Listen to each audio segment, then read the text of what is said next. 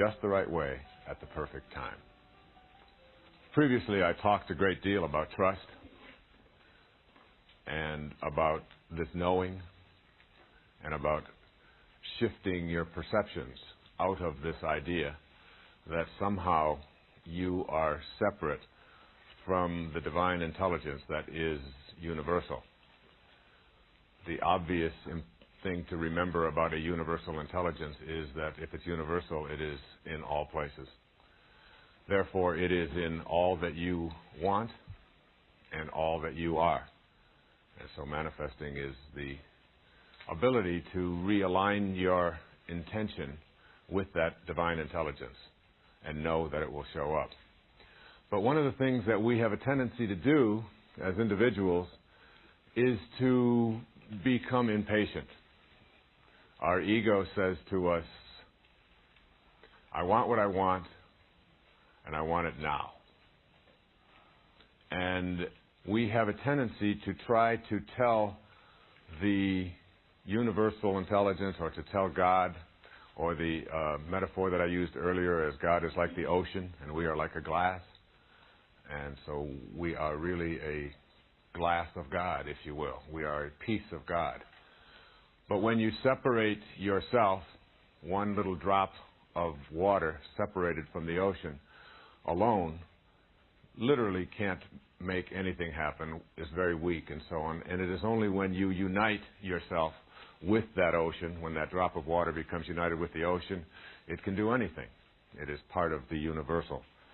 When you unite yourself with this divine intelligence instead of separating yourself from it, then you know that this ocean will provide.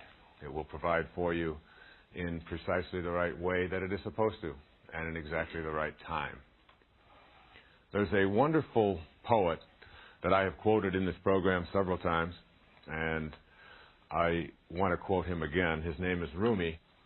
Well, Rumi wrote back in the early part of the 13th century. His poetry is still quoted today, and it's something that I would recommend you look at. Jalaluddin Rumi. And he had a poem that is called The Servant Who Loved His Prayers. And I'd like to share that with you as I talk about this idea of detaching from the outcome and letting go of your need to make something happen as you demand it to happen. It's called The Servant Who Loved His Prayers. At dawn, a certain rich man wanted to go to the steam bath. He woke his servant, Sunquar.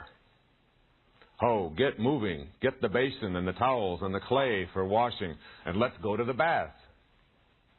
Sunquar immediately collected what was needed, and they set out side by side along the road. As they passed the mosque, the call to prayer sounded. Sunquar loved his 5 times prayer. Please, Master, rest on this bench for a while, that I may recite Surah 98, which begins, You who treat your slave with kindness. The Master sat on the bench outside, while Sunquar went in. When prayers were over and the priest and all the worshippers had left, still Sunquar remained inside. The Master waited and waited. Finally he yelled into the mosque, Sunquar, why don't you come out? I can't. This clever one won't let me out. Have a little more patience. I hear you out there.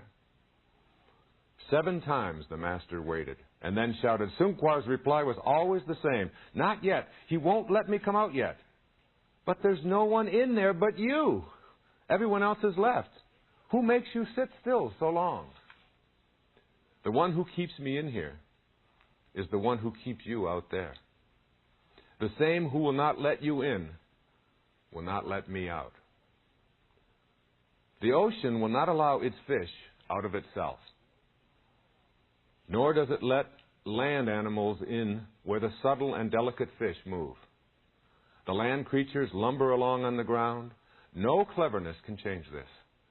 There's only one opener for the lock of these matters. Forget your figuring. Forget yourself.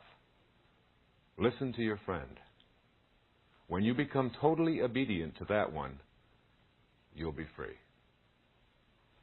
Rumi. And this idea of knowing that that divine intelligence will work in exactly the order and the preference and the time that it is supposed to. In the Course in Miracles, there's this often quoted passage that says, infinite patience produces immediate results. And it sounds like it's a contradiction, doesn't it? It sounds like a paradox. If I'm patient, infinitely patient, then I will have to wait a very long time. You know, I talked earlier about these tomato seeds that we used to plant and how the essence of tomato-ness was in every aspect of that tomato. And yet that very essence was something that isn't in the physical world at all. The cause of tomato, as we discover and we look at those seeds and we look at the dust that's in the seeds and then we try to find out what's in the dust, and ultimately we find out that there's just an energy in there. There's just a wave. There's something that's invisible to the naked eye. There's something that doesn't even exist in a physical world. There are no particles at all. You see, when you're a child, you think like a child, as it says in Corinthians 13. And I can remember as a child when those tomato shoots surfaced above the ground sometime in June, back there in Mount Clemens, and they would come up about 4 or 5 inches above the ground. I remember one time getting down there and looking at those tomato shoots and trying to hurry them along. And I got down on my knees and I started tugging at them as a little boy, maybe 3 or 4 years old. And I remember Mrs. Scarf saying, no, you can't do that. And I was like trying to hurry it along. And this idea of attempting to hurry along the divine intelligence is something that we do with our egos all the time. Obviously, creation reveals its secrets by and by, as it is supposed to, as it is ordained. And when you get down there and start tugging at those shoots and I remember pulling at one, and I pulled one just a little bit too hard because they're still not firmly entrenched. They don't have very long roots, tomato plants. You can pull them out with hardly any effort at all. And I pulled one right out into my hand, and that was the end of that tomato.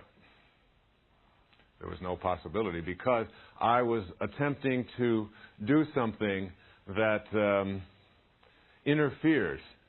This principle of detaching ourselves from outcome, along with having infinite patience, is really essential to your manifestation process. It is inconsistent with what we have a tendency to think is the way things should be working. Because if I do everything that I'm supposed to, if I follow all of these principles and I set down all of the rules and I get it all organized, then I expect that I'll have results. That's the time in our lives that I referred to earlier in the very first principle of being the warrior, going from the athlete to the warrior. That's the time in our lives when we set our goals. And there's nothing wrong with setting goals. I've written about it and talked about it on many programs right here at Nightingale Conant and in many of my books. But the idea of thinking that setting goals and then just going about and having them show up is still the thinking that keeps us sort of stuck back at the warrior phase of our development. It inhibits us from moving to higher places wherein we can begin to manage the coincidences of our lives, which sounds like a contradiction, doesn't it? If it's a coincidence, you can't manage it. If you're managing it, then it's not a coincidence. But when you begin to transcend some of these paradoxes, when you reach a higher level. So setting goals is one thing, and it's something that we do in the earlier stages of our spiritual development. And we continue to do it. And these stages that I talked about earlier are not things that we go into and then never go back to. We go back, we come out of it, we go back. We're always moving in and out of these stages. The question is, what is my primary emphasis? is my primary emphasis not only on setting goals, but in falling in love with those goals, and then insisting that those goals show up when I want them to show up. That is inconsistent with manifestation and with spirituality and higher consciousness. What you have to do is have your goals, which is what a tomato seed is. It's really a goal for tomatoes. But you have to then relax and turn your thoughts and your ideas and your consciousness and your awareness to your own purpose and know in your heart that it will manifest. You see, the key to relaxing about what it is that you would like to see manifested is the certainty of the outcome. If you have a certainty, as it says in the Course in Miracles, if you have a certainty of the outcome, patience is easy. If you are uncertain of the outcome, if you're not sure how it's going to work out, or if things are going to fall into place the way you would like them to, if you have that uncertainty, then you will not be able to be patient. So patience, infinite patience, is really like a trusting in God. And when you trust in God, you're trusting in the wisdom that created you. And when you trust in the wisdom that created you, you're trusting in yourself as well.